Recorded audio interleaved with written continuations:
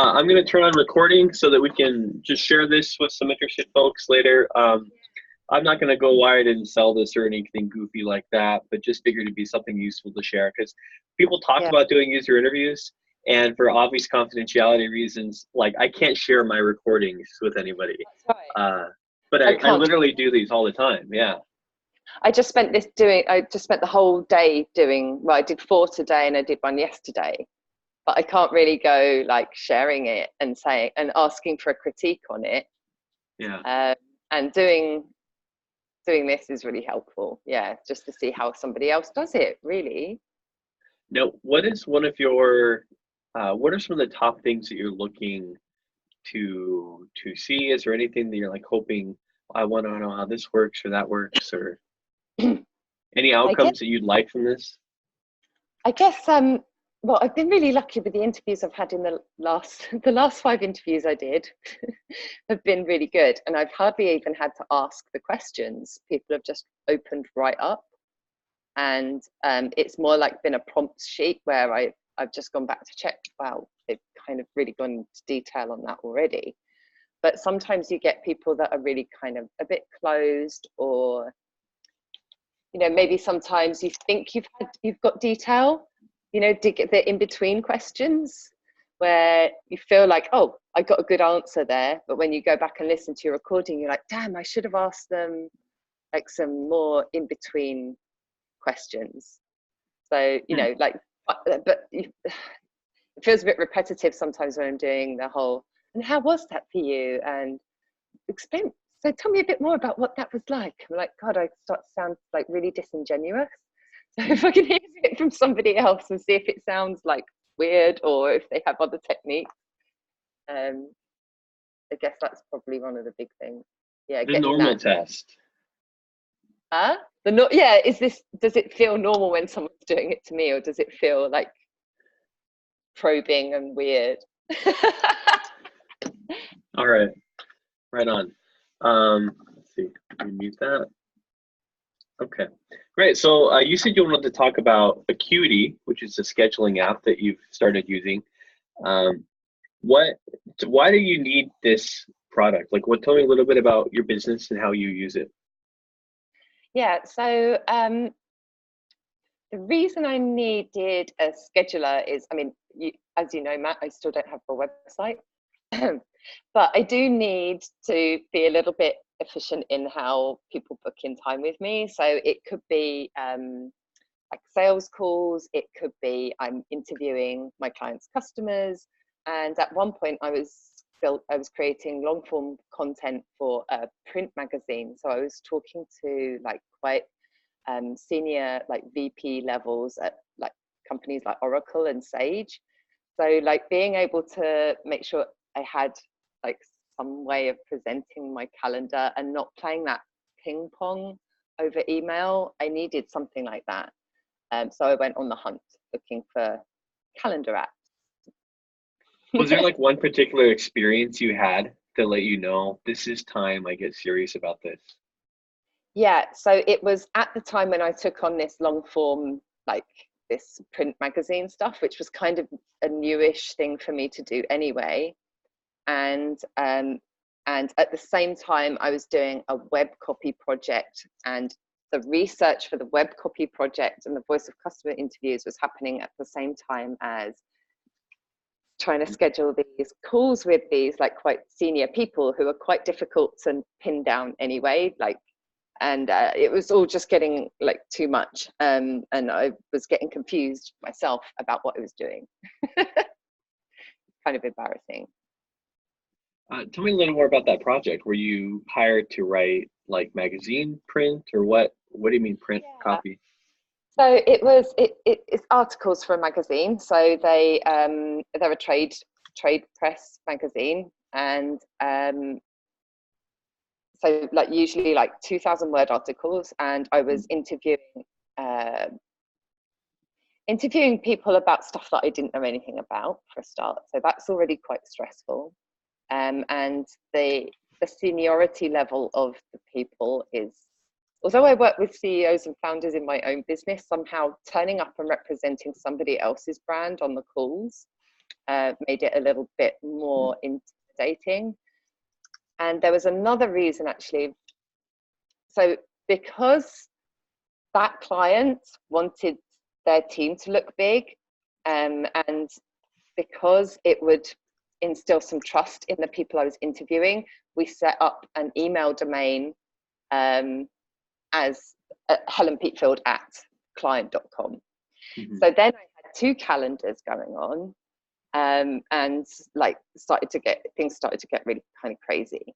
So yeah, I needed something that would merge the two calendars, and also like I have different types of appointments. So like, you know, I want a 20-minute, do you want to work with me? And then I also want a 40-minute, tell me all about making tax digital for whatever I was writing the article about. So I needed to have like different types of appointments. So I was even thinking about hiring a VA for a few weeks. And I was like, by the time I've hired someone and told them what I've got to do, it's going to be a pain. There's got to be a simpler way. So that's what sort of drove me. So you're saying that you had multiple calendars and multiple types of events, and you needed one tool that could schedule all of that in one cohesive place. Am I understanding that right? Okay. That's right. And so you said you looked at hiring a VA. Are there other types of solutions that you looked at before you settled on Acuity? Well, I looked at other similar tools. So I'd played around with like HubSpot has a free one, and I was really into HubSpot stuff at the time generally, because a lot of my clients are HubSpot agencies, and then I couldn't figure out how to make sure that the person on the receiving end would see it in their time zone. And because I'm operating across time zones, that was really important. And I just wasn't sure that that was showing up right for them, which would cause a lot of problems. And I knew about Calendly, but I went to the copywriter club group as usual and asked what other people were using, and Acuity got loads of thumbs up from people. So I guess that's why I tried their free plan first. But in order to for it to work across multiple calendars, you have to buy a plan, and it's $15 a month. And I don't even need that right now. I'm not using multiple calendars, but it's kind of what I'm used to now. I've fallen into the SaaS trap. The SaaS trap that I set for other people when I'm writing copy. Yeah. So you went to the Facebook group and you asked what people's recommendations were. Yeah. Is there something about Calendly that turned you off? Or did you try Calendly before you tried Acuity? I had tried it, and I've certainly seen it on other people's stuff, right? I know a lot of people use it. I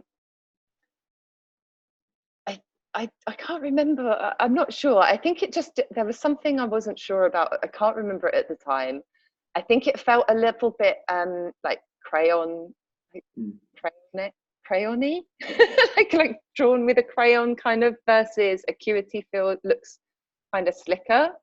And maybe I'm just a sucker for that. I don't know. It just feels like a meatier tool rather than like a my first scheduler kind of feeling.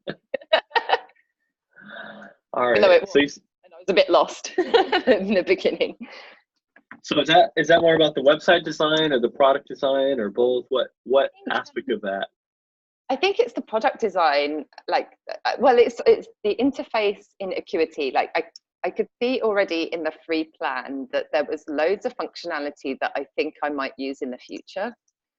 So I'm like, if I'm going to learn a thing, I want to learn something that is going to grow with me. And I could see that immediately in Acuity, because within the interface really fast, I saw things like how to embed the calendars. I didn't get all of that information straight away from Calendly. So I guess I know now that you can do pretty much most of the things that I need, but I think Acuity got that information to me first. So you're saying that having the features as part of their prominent messaging was a big plus for you. Yeah, it was. Why is that? Like, what are you planning with your business? So, eventually, Matt, I will have a bloody website.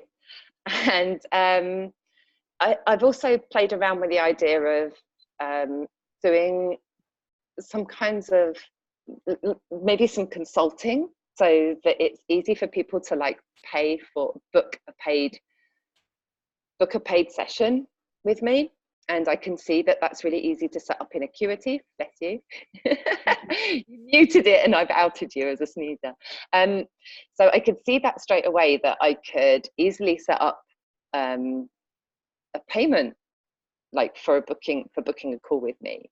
And I was like, that's really cool, something I might want to do like in the next like 6 to 12 months. And also just like the way that it seems like I could embed it in my site so that people could pick different types of call with me.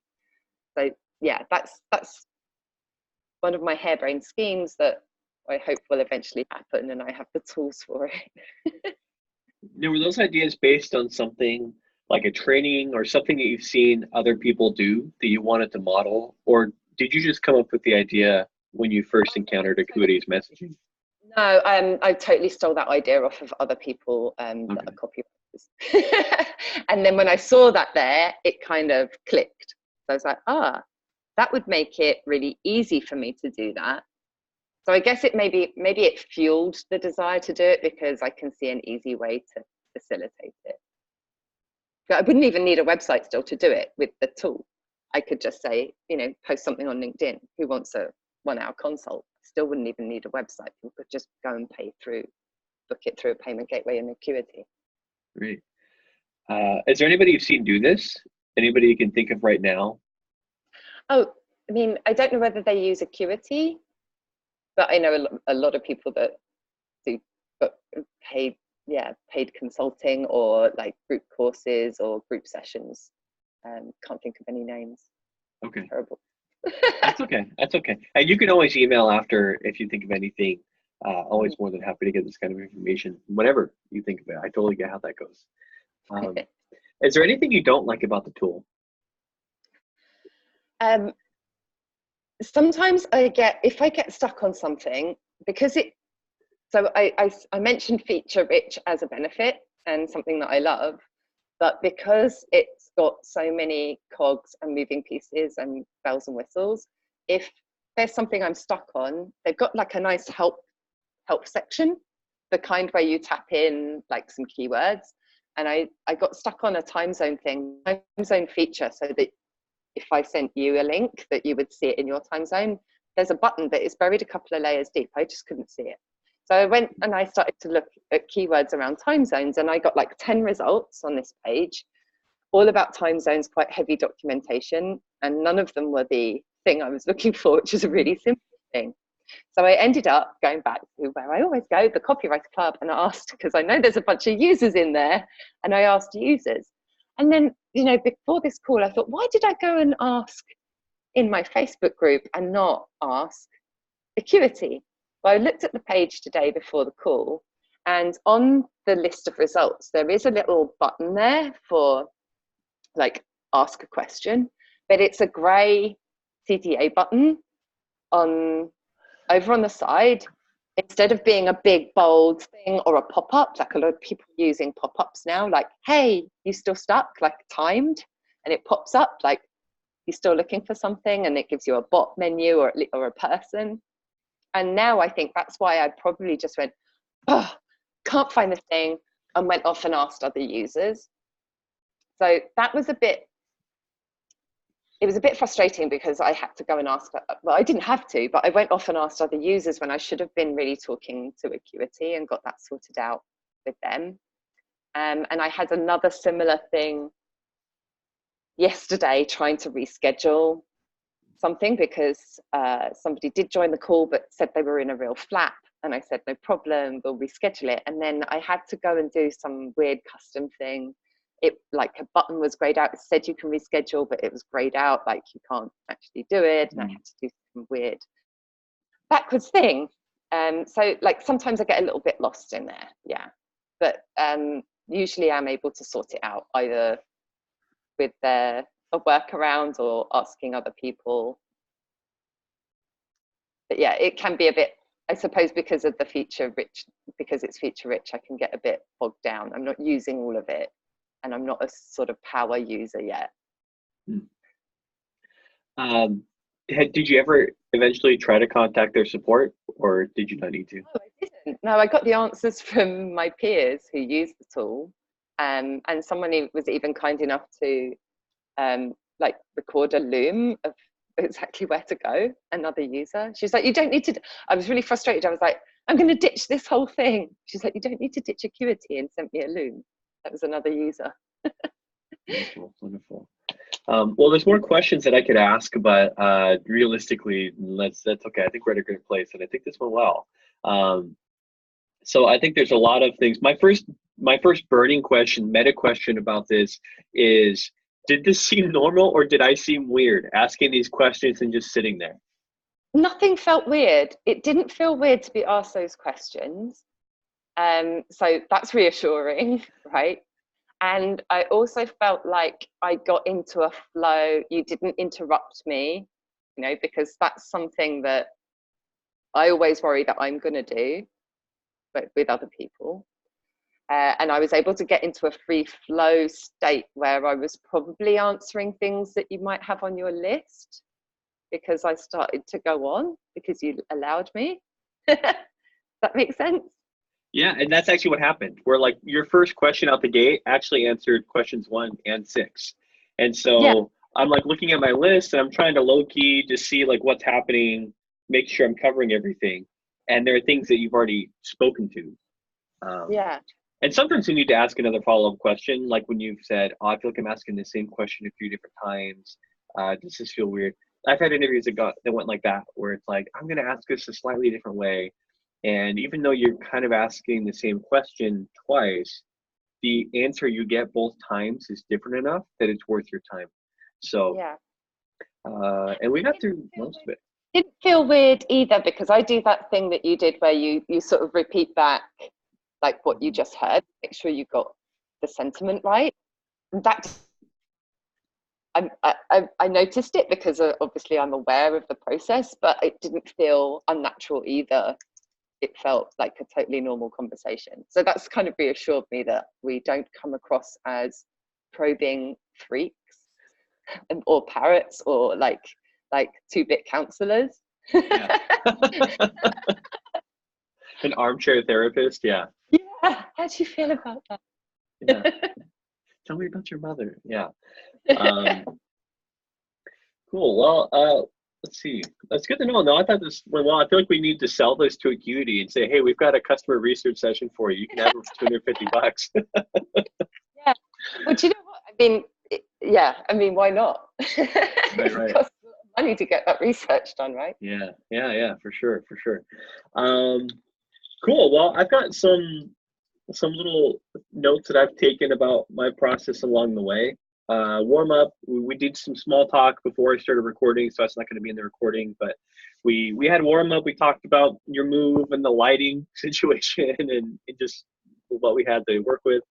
Asking follow-up questions, getting feedback loops. The feedback loop is something that term I got from my friend who's an Army officer, but like in military communication, you have to be so clear because people's lives are literally on the line. And so repeating back exactly what you think that person is saying and then having them the opportunity to correct you is super helpful in these types of interviews. Talking less, using the Socratic method, trying to ask questions instead of saying things. I need to be better at that. And this one went well, but there's other interviews where I feel like I'm talking too much. Be pleasant. People can hear you smile. That one's tricky. I don't want to tell women to smile more because that's crappy. But yeah, but we're telling everyone to smile more, right? Right. Like people can hear when you're smiling, and so having that, especially if you're in a video chat, people like to speak with pleasant people. I've done interviews where the person on the other line, like they ask their question and then they go, and it's like, did I say something wrong? Like, am I offending you? Like, you want to take yourself, you want to be yourself to be transparent as possible. So almost kind of gloss over, like, pleasant, not too much. Watch the clock so you don't run out of time. Don't have questions that you can skip. I've had interviews where it's like, I've got 15 questions left in 5 minutes, and you have to choose between blazing through the questions, and just accepting the fact you're not going to get all of them done, and that's okay. People don't always get them done. I'm a hydrophiliac. I drink way too much water probably, but I like having a water bottle handy just in case. I was trying to be subtle and look up the website and the help center as you were talking about it, so I knew what you were talking about, and if I had a follow-up question. When you talk about that button, for example, the button is black. This is contact support. The header on the screen is black. The search button is black. There's lots of black buttons, and so it's clear what you were saying resonated, was actually the case. Sometimes people's perception of something is different than what's actually the case. And so being able to see that disconnect is really valuable in your research too, because then you can ask follow-up questions about, oh, okay, interesting. Well, why don't you feel like you noticed it? And just the fact that people aren't seeing it is valuable. And then finally, mute on the fly. You called me out on my sneeze, but I tried to be really subtle about it. Yeah, that was pretty good. I've got dogs here, so yeah, I have to routinely kick my dogs out if I'm trying to do this. But then, you know, people on the other end, I've had 2 people with dogs, their dogs are barking in the background. Well, that's okay. Yeah, their dogs bark, but there's certain things I mean, my lighting's terrible, but I want to show up a little bit professionally and not have, you know, your kids walking in or your dogs walking in. Kind of important to be in the zone and not embarrassed. Yeah, exactly. Well, yesterday morning I was working from home and I was doing a customer interview, normally fine, except the gardeners decided to show up on Wednesday instead of Tuesday, and they start mowing the lawn right outside my window, and I'm just like writing that mute button, so I'm only unmuted when I'm talking, and it went really well. The customer had a lot to say, so I didn't have to say very much at all. But that sense of anxiety, right? Like you don't want to look or feel nervous, and if something's happening in the background. And if you're distracted, you're not really listening to you don't feel like you're fully listening to them, and you're like, they may have just answered the question brilliantly, or maybe I should be asking a question. You get lost on where you are because you're distracted. You're trying to get a dog off you, or playing mute button. So yeah, getting rid of those distractions is major. Yeah, that's a really great point. Keeping focused on the interview, listening, and then finding opportunities to ask those follow-up questions that get the deeper insights. It's like your insight about how you solved your problem was really fascinating, and I learned a lot more about the types of customers to go after if I were working for Acuity. If actually getting paid for this, the types of customers that we would go after, instead of the people that you would assume might be interested. And your use case of like juggling multiple calendars, you practically wrote a sales letter or a video for me, that first part of it. Yeah, I mean, I did have a little think and a refresh in my head before the call of things. So I'm being a copywriter, this might seem there may be a little bit of a skew on it because I already kind of know what I would want to know, right? So this exercise has got a little bit of bias in it perhaps, but yeah, definitely it was a really obvious pain that I was having, a really embarrassing time where I, you know, trying to juggle things and messing things up, and then the problem solved very easily. So, and this was really in line with my experience interviewing non-copywriters as well. I think people know that they have a call coming up, and so they're even subconsciously thinking about what they want to say, because people want to sound smart. They want to sound like they have something intelligent to offer. And I've never had an experience. If they've willingly booked the call, and that's what I have to remind myself when I get a little bit, if I'm feeling a little bit nervous about it. Like I hadn't done any voice of customer calls for a while. So when I had the first one come up for a couple of months yesterday, I was like, oh God, I'm really nervous. I'm not as nervous on sales calls as I am doing this for some reason. I guess practice. But yeah, then when you remind yourself, well, they booked the call. They didn't have to. They want to talk to you about this. There's something on their mind about their experience and they want to get it off their chest. So yeah, now I've been reminded of that and reminded myself of it, I'm going to try not to let the nerves take over. That's great. Well, especially since you want the kind of customers who are going to tell other people about their positive experience. You want to get that net promoter score as high as possible. So you want to know why people love your product enough to want to tell you about it and take up their time, usually for free, just to let you know how much they appreciate it. So anyway, this is one of the people I spoke to was a physician. So imagine her time, how precious her time is, and she still took 20 minutes out of her day to talk to. So yeah. Yeah, absolutely. Absolutely. Especially when you work in high powered fields like that. Cool. Well, I think this is super helpful. So I Yeah. hope I'm going to upload it to YouTube and we'll share it. And hopefully people don't call us dopes, but I think we're going to be fine. Yeah, then this, we can say it's a Halloween special, and that's why I look so spooky over here in this room. I love it. I love it. We'll say that. Perfect. Thanks so much. And good luck with the move. Thanks, Matt. Take care now. All right. Yep. Bye-bye.